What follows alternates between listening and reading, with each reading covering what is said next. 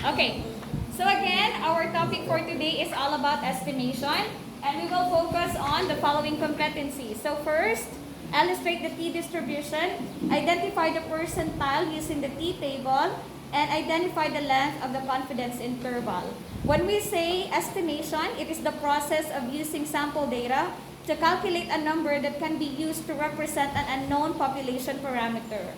The number that we obtain from a sample is then called a point estimate, or simply an estimate of the population parameter.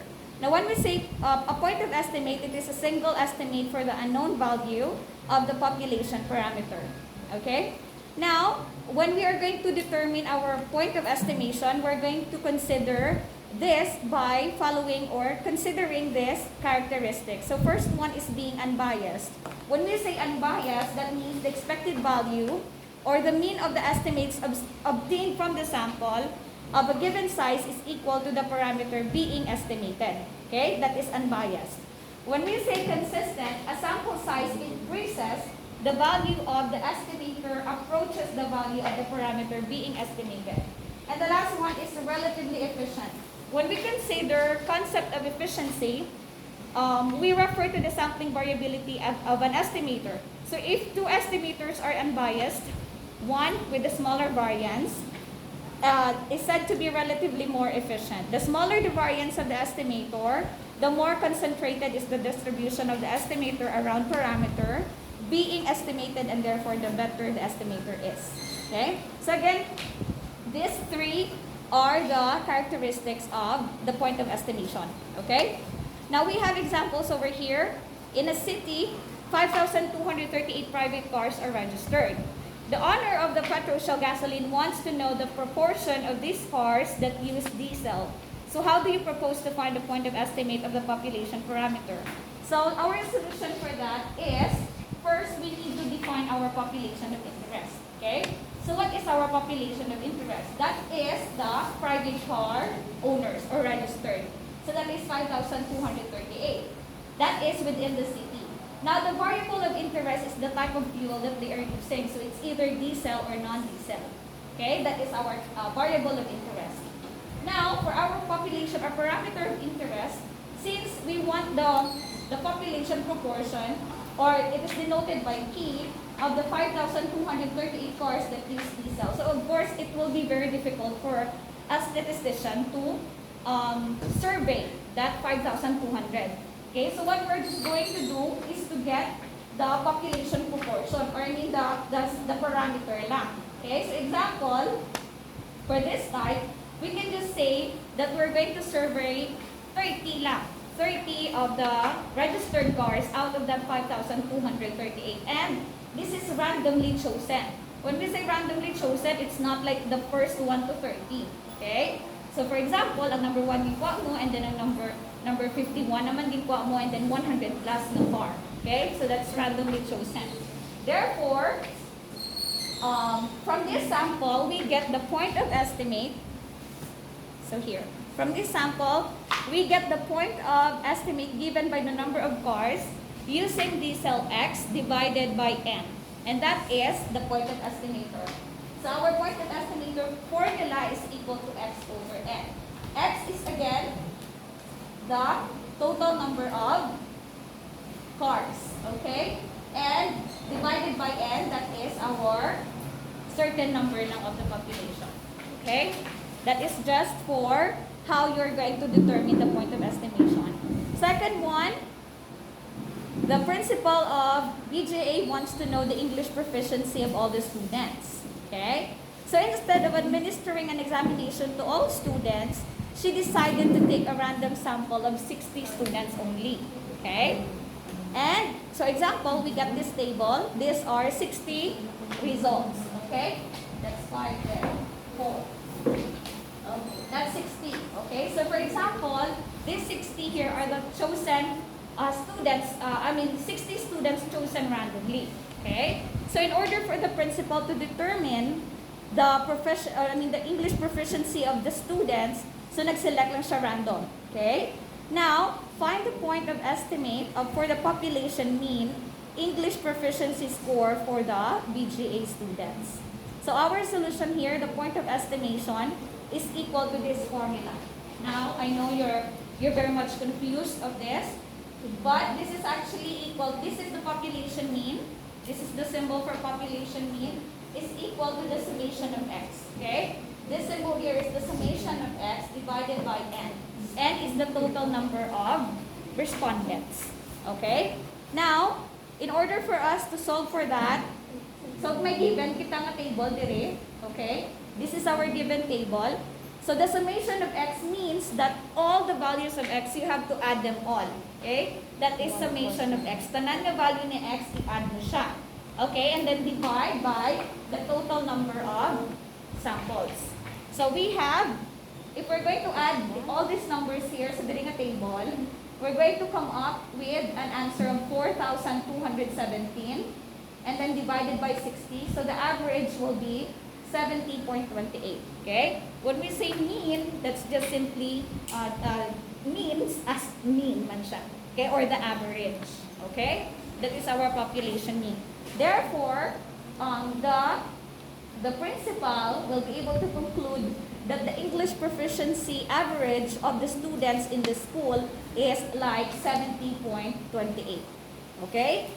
That is our population mean. Now, using a point of estimate to get an idea about the value of a population parameter poses a degree of so much uncertainty since we do not expect the estimate to be exactly equal to the parameter. Okay? Because again, that is just the considered or the random samples. Okay? This leads us to the alternative of using an interval estimate. Okay? Now we have another way of solving that. We have the confidence interval. Okay? So again, confidence interval for a population parameter is an interval estimate with an associated confidence that it contains the unknown parameter. So we call it 1 minus A, or like 1 minus alpha multiplied 100%, the confidence level for the degree of confidence of the interval. Okay? I think I have another scratch paper. Who got that one?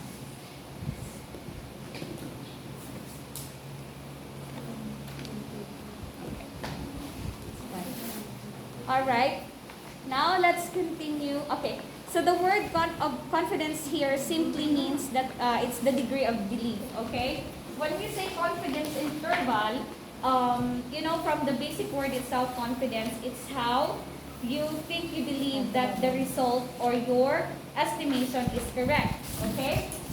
A 1 minus alpha 100% confidence level means that we would expect the interval estimates to include in the population parameter. Therefore, 95% confidence level means that 95% of the intervals would include in the parameter.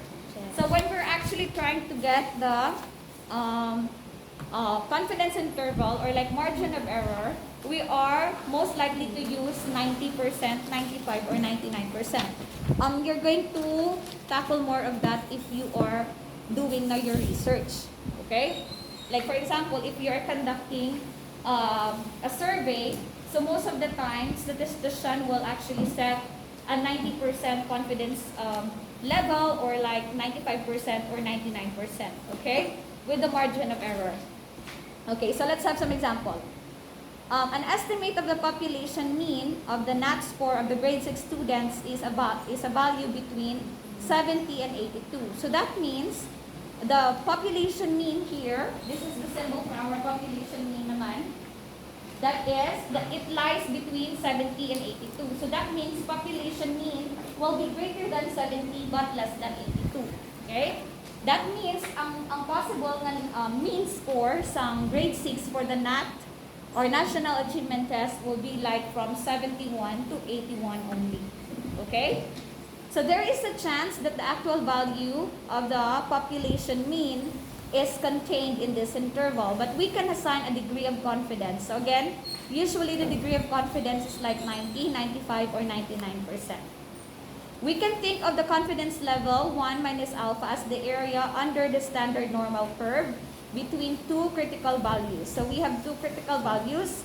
If you're looking at this graph, we have the two critical values here, negative and the positive. That also indicates our left-tailed or right-tailed um, estimation or significance value. So when population mean is estimated using the statistics mean X, then the sampling error is the difference between the mean minus the population mean. This difference changes from the sample to sample. Okay. So please be reminded of the definition. The margin of error is the maximum error of estimate given by this formula. This is the formula for margin of error.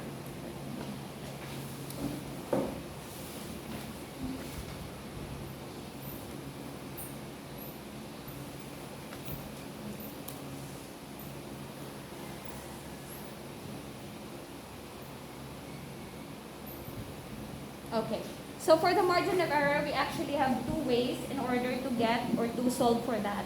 So first is, it can be solved using getting the critical value multiplied by the standard deviation, or we can actually solve that using critical value multiplied by the standard variance, okay?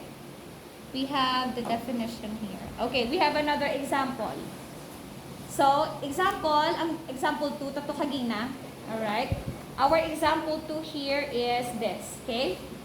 The results for the English proficiency. Okay, now let's use that example. And a 95% confidence level. Find the margin of error, E, for the estimation mean of English proficiency score of all BGA students. Let us also assume that the population standard deviation is 1.25. Okay? Now, this is just very easy because we have all the given na. Okay? So the Z-score that corresponds to 95% confidence level is 1.96. I actually gave you the table last time. It was also together with your module. Ara siya sa last part. Okay? Ara siya sa table ang equivalence ng Z-score value of the 95%. Or, you can also search that in the internet to check for the confidence value. Okay?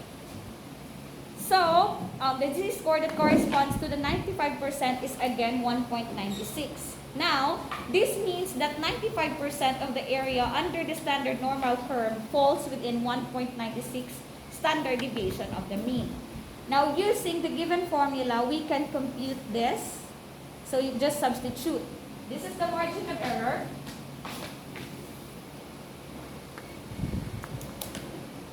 Okay. So this is the margin of error here.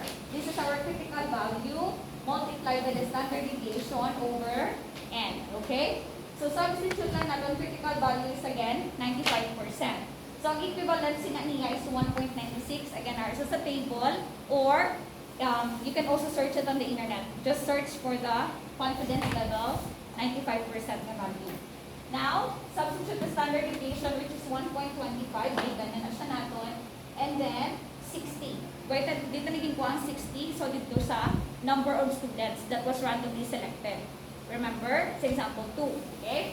So, by substituting all the values and evaluating, we can get 0.3163. That means that the principal can be 95% confident nga ang result sa English proficiency of the BGA students is 70.28.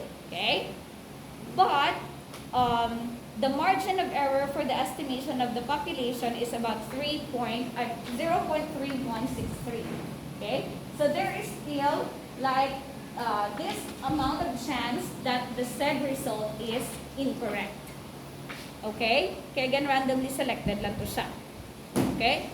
So that 70.28 has a 95% confidence level considering this margin of error. So again, just remember that not all statistics are right. Okay? But we can always consider the said confidence level and margin of error to check all the results. Okay? Now we also have another example here. And let's go to the confidence interval of the population mean. So when we say confidence interval of the population mean, with the margin of error E, we can actually define it as this, okay? So the population parameter is equal to, or the population mean can be, it lies within this negative or minus margin of error and then plus margin of error. Okay, We have large samples for n greater than or equal to 30 for the population variance as it is known. Okay? So these are just simply the steps on how to solve for large samples, which is actually given sa first lang example. Okay? Because supposed to be we have the 5,238 nga cards registered to be determined or to be surveyed, but we consider only a few, which is like 30. Okay? So this here are just the steps in order to determine the population variance for large samples. And we also have another example for that. Okay? Here, as you can see, this is the graph of interval as interpreted with 95% confidence, the mean number of, here, let's have this example. A social media analyst wanted to know the average number of Facebook friends that young people ages 13 to 16 have. She took a random of 100 children ages 13 to 16 years old and found out that the average number of friends that they have is like around 120, okay? With a sample standard deviation of 12.4. Now we're going to construct a confidence interval for the mean number of friends of all Facebook users of ages 13 to 16. Now for our solution, for this problem, all we just have to do is take all the given values. So we have now the number, which is 100. These are the number of students randomly chosen, or ages 13 to 16, okay? Considering the ages. Now, the mean for each, so out of this 100, the social media analyst got the average of 120, okay? So that means each of these students has 120 average Facebook friends. And we have the standard deviation given is 12.4, and also we have the confidence interval. Now, since we were given 95% confidence interval, that goes with the margin of error of 1.96. Now, if we're going to look for or to construct the confidence interval, all we just have to do is to use the formula, okay? Ang formula here sa definition. Alright, so again, we have the average, which is 120 minus the margin of error, which is 1.96. So we have it here. The margin of error is the confidence interval is 1.96, the margin of error is 2.4304. Thus, the confidence interval for the mean number is equal to, so simply ang average, which is 120, minusan mo lang siya sa 2.4304, and then on the other side, you have to add the margin of error. So we have 117.56 and 122.43. That means the above confidence interval is interpreted with 95% confidence. The mean number of Facebook friends of young people will be like around 118 to 123. Okay?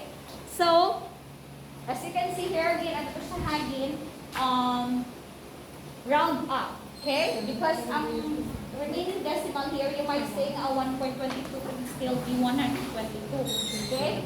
Because basta may mga waki ganin, so we have to consider to round it up because we're talking about the number of Facebook friends. We're talking about a person. So hindi man na pwede nga matunga ang lawas sa isang person. Okay? So we have to consider a 123 for that. So that means we have this curve. 95% confidence level. It can be 118 or it can be 123. But this all, the values here within the 95% confidence level are probably correct or right. Next, we have the pre-distribution as revisited. We also have the small samples naman niya. So, kagina large samples. This time, we have the small samples of the population variance. Now, we have this example. Find the critical value for a 95% confidence level with a sample size of n equal 20. So, using with With alpha 0.05, using the distribution table, so dito ni siya ginkuha, 0.05. So that's 100 minus ang aton nga confidence level, okay? Which is 95. 100 minus 95 is 5%. If we're going to convert it to decimal, that's 0.05. Okay? Now, using the t-table distribution, we can get n minus 1 equals 20 minus 1, which is 19 degrees of freedom. We obtain the t sub 0.05 to 2.93. This is also shown in the table, okay? Or you can also search it in the internet. Okay, so that's all. Thank you.